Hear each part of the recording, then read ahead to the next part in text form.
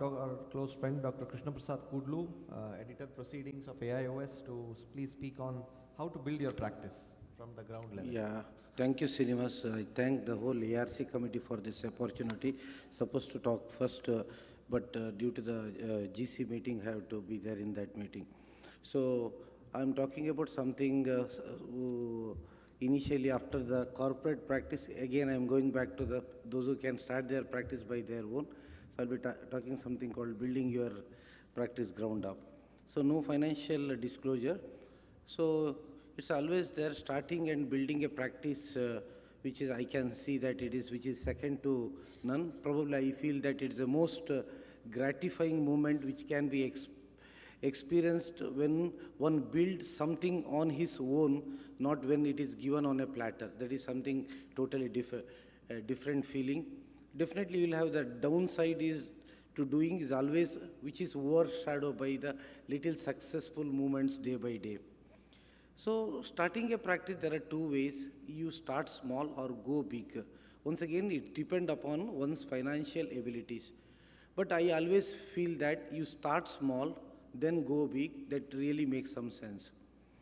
So what should be the brighter side? Always, when you start yourself, always you'll be boss of that place. It is the joy of being recognized, one who giving them the patient vision. Every day, you'll have that excitement in your practice also.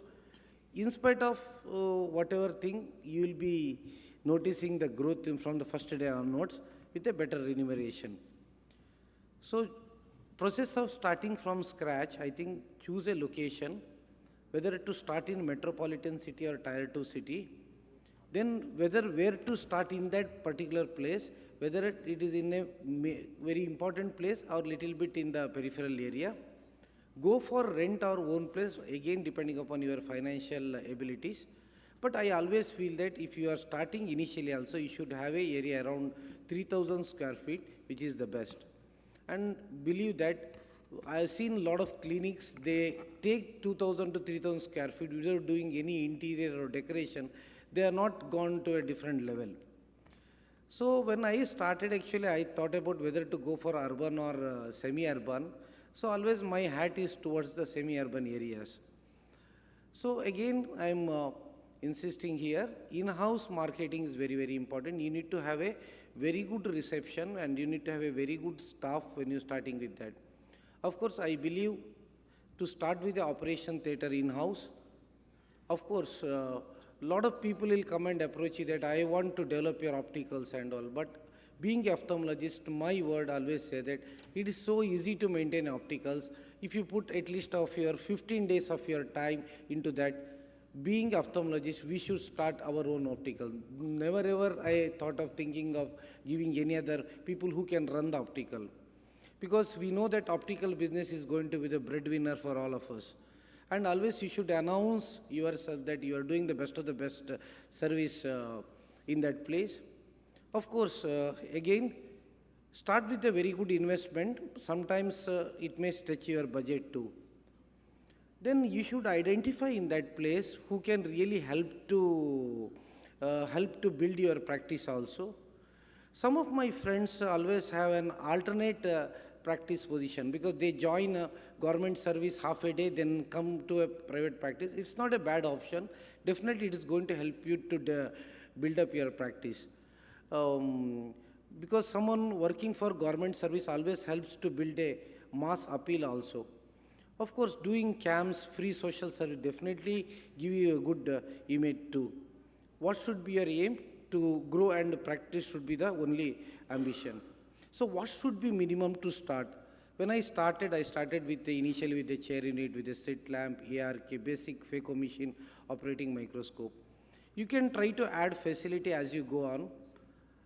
Initially, there were around 20 years before, what I felt that in the second step, I added this retinal lasers and OCT. Now you can even have on the initial step.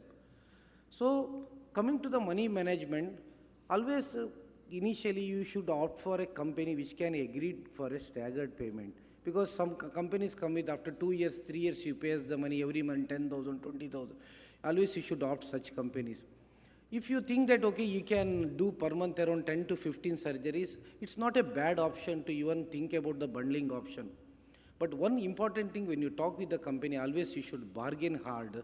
Always there is a scope of reduction, because they try to convince that this is the best price they are giving, but you have to bargain hard with the company. Always I believe that try to invest in the very good equipment. You can have a compromise on some and make up it with the other equipment. So what it compromise? You can compromise on slit lamp, chair unit, green laser and ag laser. But when you have got a good quality, especially autorefract keratometer, OCT, phaco machine, microscope, I personally feel that issued from the good brand only.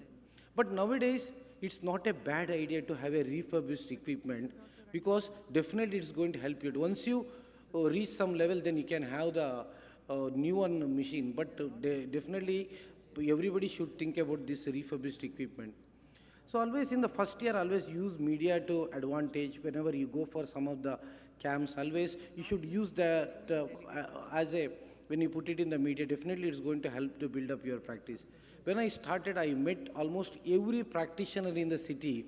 Even even if you think that if he is your enemy also, you have to meet everybody. Always, I also felt even meeting, nothing wrong in meeting local opticians and even pharmacists also. And even I feel that to have a public relation officer, PRO, to meet regularly like a pharma people. Once you reach to that level, second year, always I felt that increase your marketing budget, especially on the print media, and you can have a PROs to do your active field marketing too. And always we insisted on give more thrust on the surgical counseling. So once you reach around 100 cataract person, then 100 cataracts per month, I always felt that that time you should invest on the machineries. You need to have a very good optical biometer, you need to have a very good OCT, you need to have a very good microscope and better phaco machine.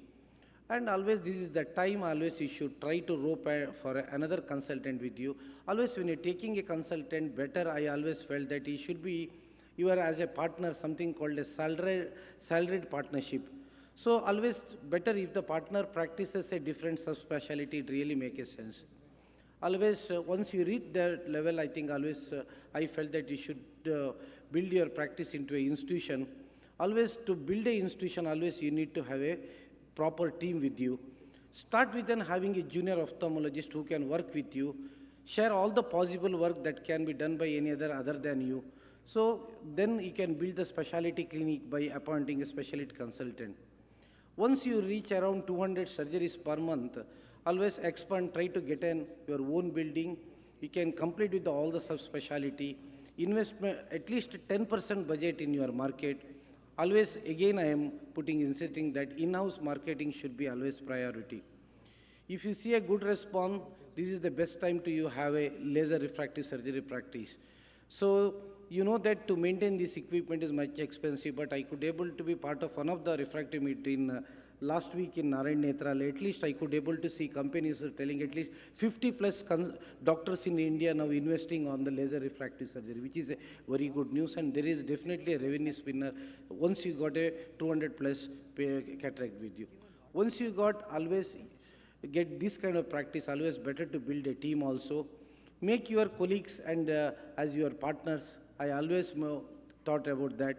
And the specialty consultant should be always given a perk to have a improve in the commitment.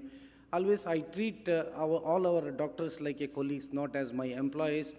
I believe that good player can win a match, but you can need a good team to win a championship.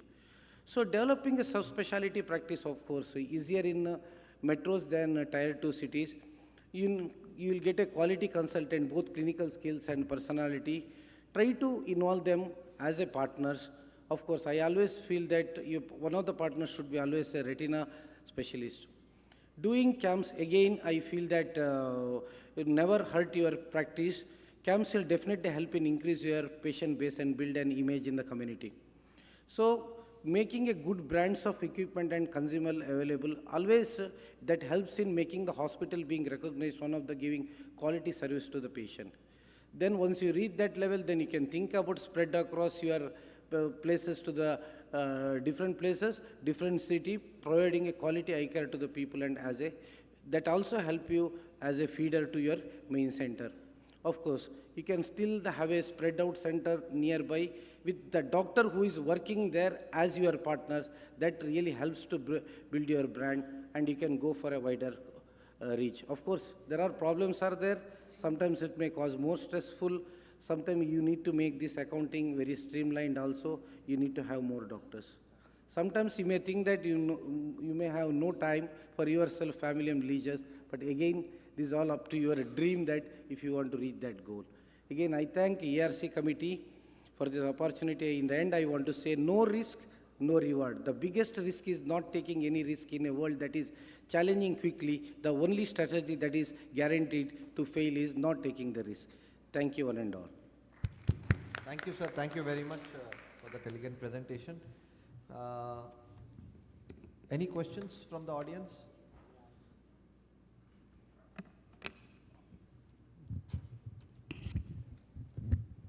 So, Dr. Kudlu, sir, now you are telling that you are trying to build up your own practice and try to have your own consultants.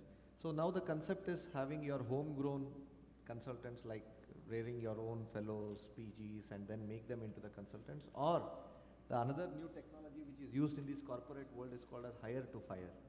Just hire them, and then when you don't want, you fire them. That's what is written in most of these case studies. So you have started your educational this thing also in your courses. So how do you retain them? Actually, most of my partners are those who are fellows. One of my partner is here only, Dr. Vikram Jain, who is my senior partner. So basically, we ourselves trained our fellows how to become the consultants. Then they'll be in a frame of mind after the end of their 1.5 years of their fellowship, they'll become our partners. Sometimes if they're having money problem, I try to sponsor them. I tell them that you give me money, after some time, they agree. But once they stick on to them, normally we never promote the brand itself. We always promote the doctors in that particular center, make sure that they'll have full job satisfaction. Yes, I think that's a brilliant way of doing things. Making your own homegrown talent evolve. And hire and fire, I don't think your colleagues and seniors and whoever they see, they're all the time watching you. So I think it's very, very important that we are conscious that the minute we give some instability to any of our junior most employee also, even the senior most will think of whether to stay with you or move on. So I think your Kudlu's viewpoints are very right. Thank you. Good Thank talk, you, madam. Kudlu.